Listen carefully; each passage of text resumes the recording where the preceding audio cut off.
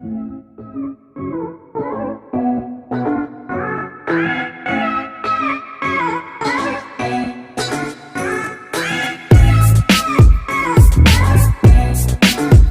welcome back to class of learning. So as I promised कि यार 21 question लेके आऊंगा आप लोगों के लिए वो MG 01 so that you can clear the entire paper, seriously entire paper in form of essay type question. पहले क्लियर कर दो, ये essay type questions कवर करते हैं, पेपर कहीं से भी आ जाए, सीरीज से कहीं से भी आए, वो यही क्वेश्चंस को घुमा फिरा के होगा.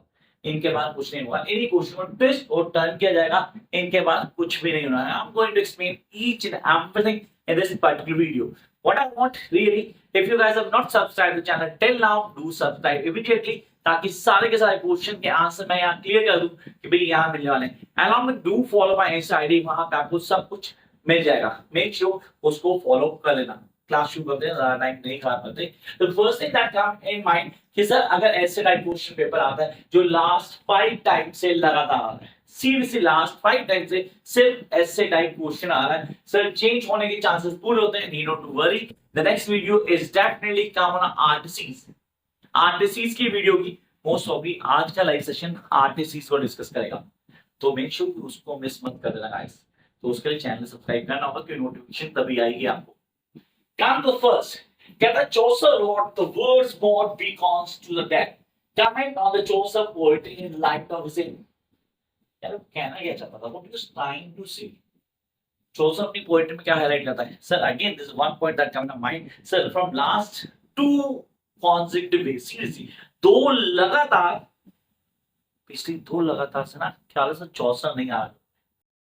मैं पूरी लाइन कर रहा हूँ, लेकिन सर ये नहीं कि चौसर को छोड़ दूंगा. Sorry, I am not going to leave Chaucer because Chaucer is one of the most important block of this paper, that is British poetry.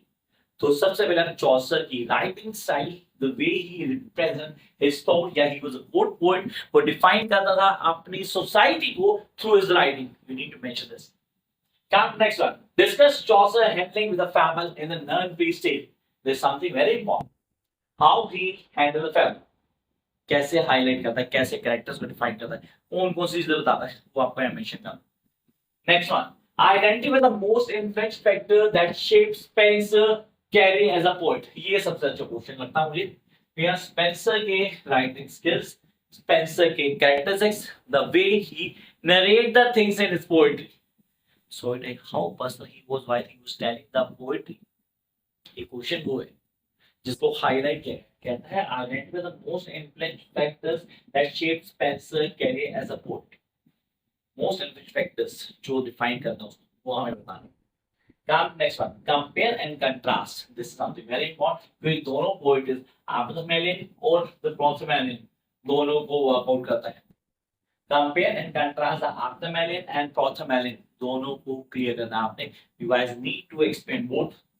दोनों नेपेट्रल सॉन्ग्स हैं. Yes, both are based on marriage. उसको highlight करता है, उसके concept को बताता है. Jump to next part. Critically evaluate Lycidas as an elegy. Lycidas, yes, it's an elegy. So Lycidas definitely both important poetry and I need to know sir ये elegy क्योंकि ये death पे ना, मतलब बेस ऑफ डेथ. अब उसको highlight किया गया, मॉन कर रहा है, उसको एक्सप्लेन करना है. इसका critical application, you have the answer. Since you have the answer all these question in your notes. जिनके पास नोट्स हैं वो प्लीज वर्कआउट करें, जिसके पास नहीं है they can have the notes and crack this paper easily. Jump to next part. कहता है critically evaluate Lycidas elegy, write a detailed note on John Donne's poetic medium. So John Donne के poetic medium. Am I going to write down the characteristics? Yes, I am going to. Am I going to explain the certain poetry of John Donne with the twist of, seriously, the twist of certain norms? क्या है, कैसे करना है, करने का तरीका क्या है, how I'm going to implement these? Yes, size mentioned. Jump करते हैं next page. कहता है assess Andrew Marvell either as a political poet or as a writer of philosophical and love poetry. तो सर उसने क्या किया, उसने जॉन डॉन ले लिया, उसने एंड्रू मार्वल ले लिया, बट को छोड़ दिया, वो भी ले लो यार, तो अगले क्वेश्चन में वो भी आ जाएगा. Look at here. कह रहा है assess Andrew Marvell as the political, as a writer of philosophical poetry. The next, comment on metaphysical poetry. तो पूरा metaphysical poetry आ गई. Comment on the metaphysical poetry of the basis of readings. Sir अब तो आप word को भी add कर सकते हो। वो इस क्वेश्चन की तो वीडियो मैंने पूरी डाली हुई। These are another features of metaphysical poetry. Please do watch that video. आपको आंसर को याद करने की जरूरत भी नहीं पड़ेगी क्योंकि each and every point. Every point means every point, तो यहाँ पे क्लियर करना कि ये आपको ऑन टिप होना चाहिए। जंप करते हैं नेक्स्ट सेगमेंट के ऊपर। Here we have why the Restoration age is called the age of Dragon. So Dragon मतलब मैकफ्लेक्नो दिमाग में आता है। मैकफ्लेक्नो ये I can not read this. Sir कहीं ना कहीं सटाया उसको डिफाइन किया, उसके पॉइंट्स को हाईलाइट करता है। They mention each and every norm जो हम सबके लिए बहुत इजीली ग्रैब करते हैं और हम समझ पाते हैं। तो ये क्वेश्चन करना जरूरी है। Next one, explain the silent features of romanticism based on your understanding of the romantic poets. जो आपके अंडरस्टैंडिंग बेस कर yes been based on your understanding. क्या है आपके अंडरस्टैंडिंग, कैसे क्लियर करते हो, करने का तरीका क्या होता है? कह रहा है explain the silent features of the romantic based on your understanding of the romantic poets. Next one, comment on the epic element in Hyperion. Sir ये क्वेश्चन थोड़ा अलग है, ये हमें on typology. Comment on the epic element of Hyperion art fragment. So is the critical appreciation of Hyperion? Yes, it is somehow. Next one. Evaluate the tenth of life is a light the opinion that Shelley achieves the sublime. तो उसने कहीं ना कहीं highlight किया sir क्या क्या है tenth of life में, aspiration, life, beauty, joy, everything that was being mentioned in the tenth of life by P.B. Shelley. वो बहुत अच्छे से उसने पोर्ट्रेट किया. Yes, you have the answer in the notes too. Jump to next one. Compare Victorian romantic poets on the basis of your understanding. ऐसा question इस बार paper में आएगा, 100% आएगा।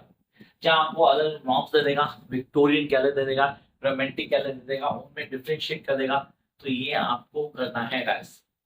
ऐसा क्वेश्चन इस बार एक्सपेक्टेड होगा पूरी तरह से। Next one, right a critic of W.B. Yeats as a modernist poet. अब W.B. Yeats as a modernist poet we need to clear. क्या है मॉडर्निस्ट पोएट, उसके कॉन्सेप्ट क्या है, कैसे क्लियर करते हैं, कौन कौन सी चीजें हमें आनी चाहिए, we need to mention here. Then jump up to the next part. Comment on the writing of Oscar Wilde, especially with the reference of the Ballad of Reading Gaol. The Ballad of Reading Gaol तो पता होना चाहिए।